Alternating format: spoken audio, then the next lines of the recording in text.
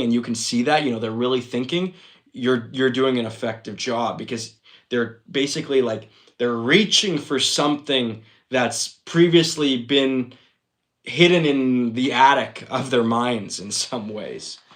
Okay, and so as they bring that to light, they can now restructure it for productive and positive if need be, or they can evaluate, oh yeah, this is working well. Okay, good. But at least now they have control of themselves. It's kind of this idea of like, sometimes people are like jealous of the fact that things come easy to others. It's like, oh, I wish it came that easily to me. Let's just say winning. It's like some kids will win right off the bat. And the interesting thing is, I'm not so sure you would want to trade lives with those people. And the reason is because they don't know how they won. Somebody who fails in the beginning and problem solves their way to the win is a much more effective critical thinker than somebody who just talented and stumbled upon the win by accident. They don't know how they did it. And so there's a lack of critical thought. And it's very important to develop your ability to critically think. Why?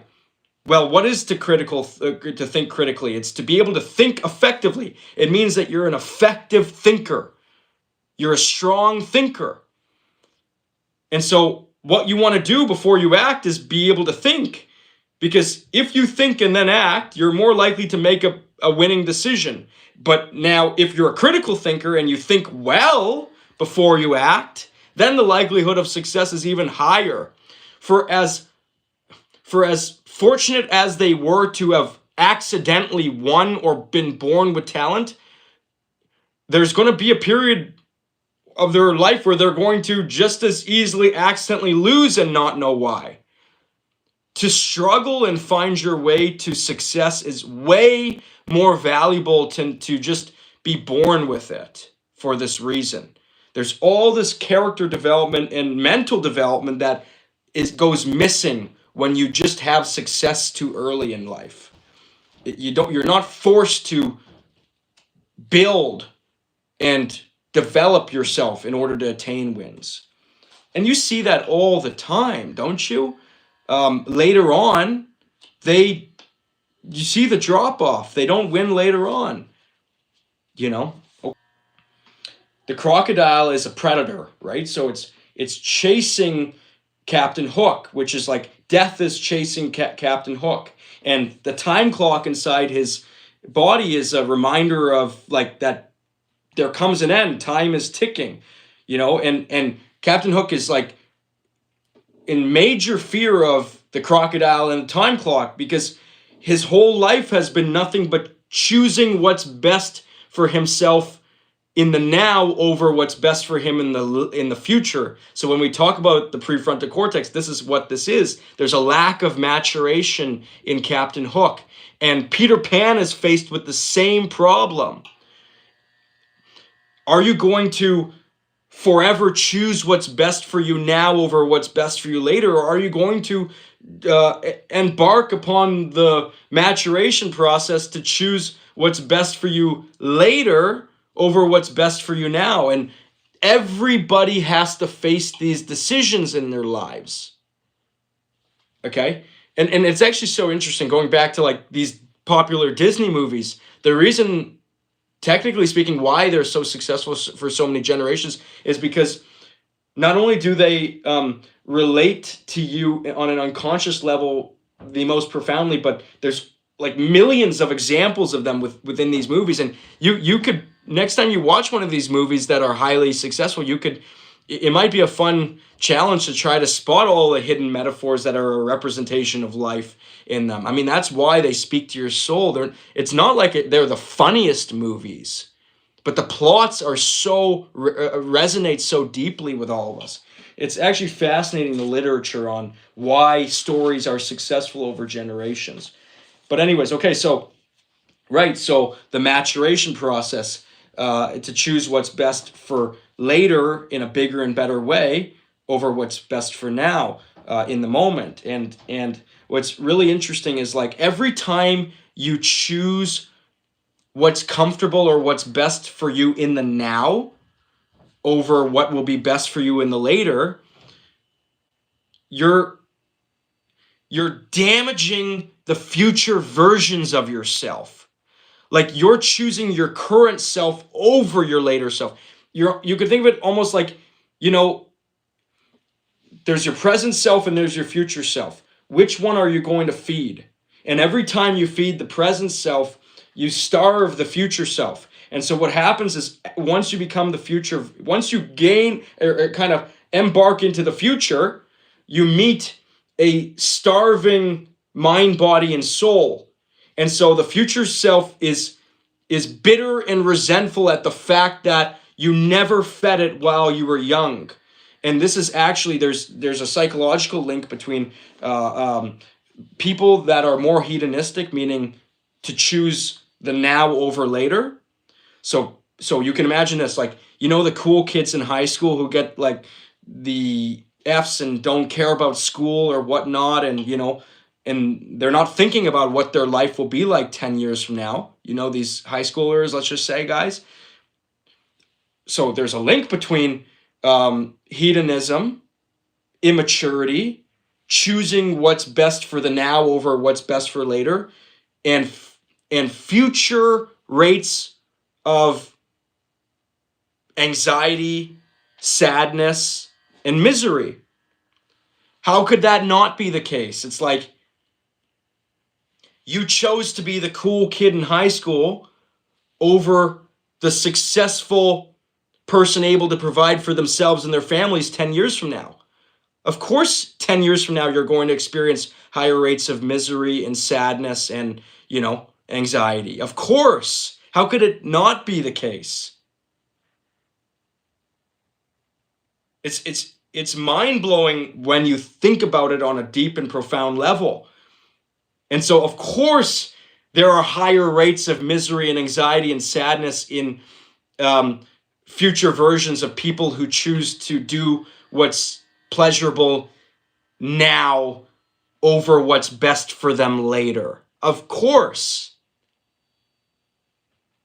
Raise your hand if you can see how that could be. Okay, but the latter is also true. And this is what I want to hyper-focus on right now. It's this.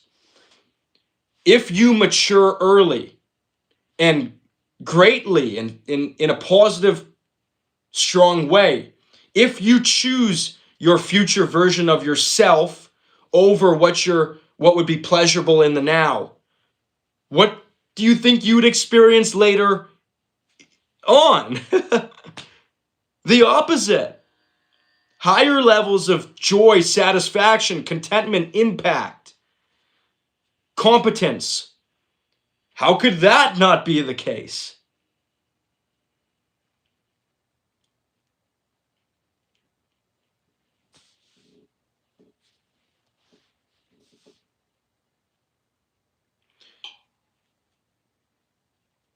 Okay, and so this makes you have to reflect. Where in my life am I currently choosing what's pleasurable now over what's best for later?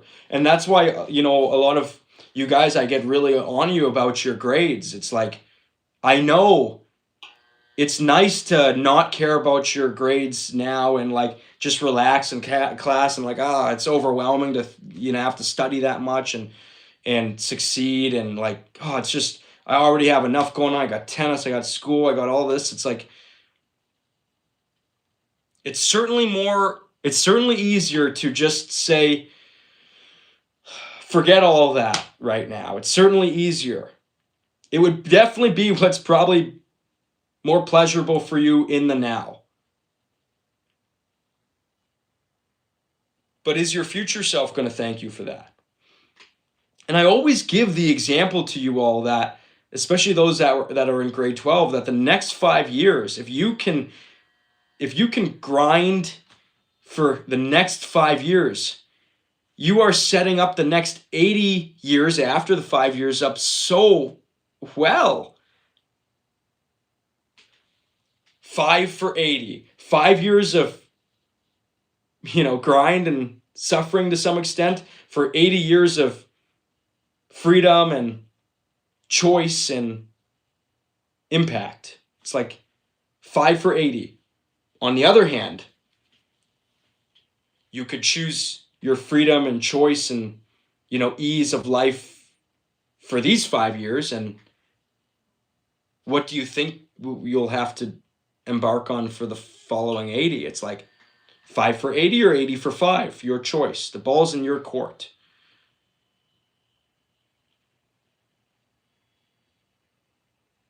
And that's why I'm always critical of anybody between the age of 17 to 22 whose life is too relaxed.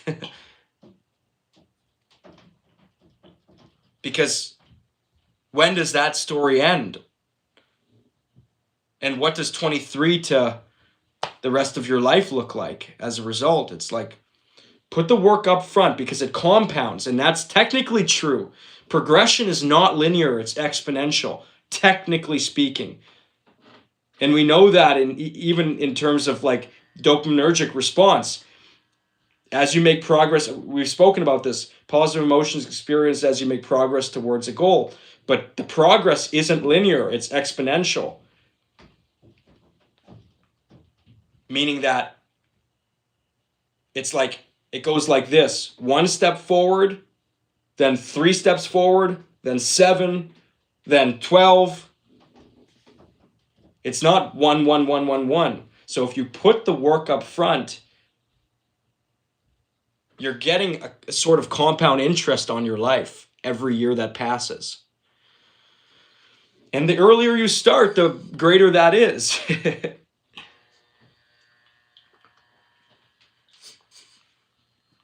Okay. Okay, any thoughts before we move on here on that? Quick thoughts. Because I'm kind of behind here. Okay, we're good? Okay, Sam, go ahead. Quick, if you don't mind. Yeah, I remember you telling me a lot about that 5 years for 80, and I actually remember that every now and then. Mm-hmm. It's like, sometimes I feel like I'm about to make a bad decision or a decision I'm worried about. I really think about that 5 years for 80. Yeah. That's like something that like resonates with me a lot. Yeah. Like recently as well. Okay. Going deeper into the prefrontal cortex, right? It's like, okay, so here's one of the other things that an underdeveloped prefrontal cortex experiences: a lack of emotional regulation. Meaning, it can be positive in some ways too, but typically speaking, the younger you are, the more joy and pain you experience, higher levels, because of the lack of emotional regulation that the prefrontal cortex is a major function. It has a major function within, right? Because like, it's also important not to get too high in terms of your positive emotion, because that can kind of, well, you don't. That's actually technically speaking like to be a manic. Like, you need certain levels of negative emotion to keep you aware and alert. But nonetheless, so as you're younger, you experience more joy, but you also experience more pain. So everything that happens bad to you seems like a bigger deal than it actually is. That's to do partially with the lack of the development of the prefrontal cortex, but also to do with just the length of time, right? With less experience, everything negative seems like a bigger deal because you've had less experiences as you're younger. And the more experiences you have, you realize that, it doesn't seem as impactful to have such a negative experience, which is why, like, technically speaking, why your first heartbreak feels more painful than you'll experience later on, right? There's a lot of literature that can explain to you why this is true. So knowing that as you're younger, you're going to have higher highs and lower lows, so higher experiences of joy and pain.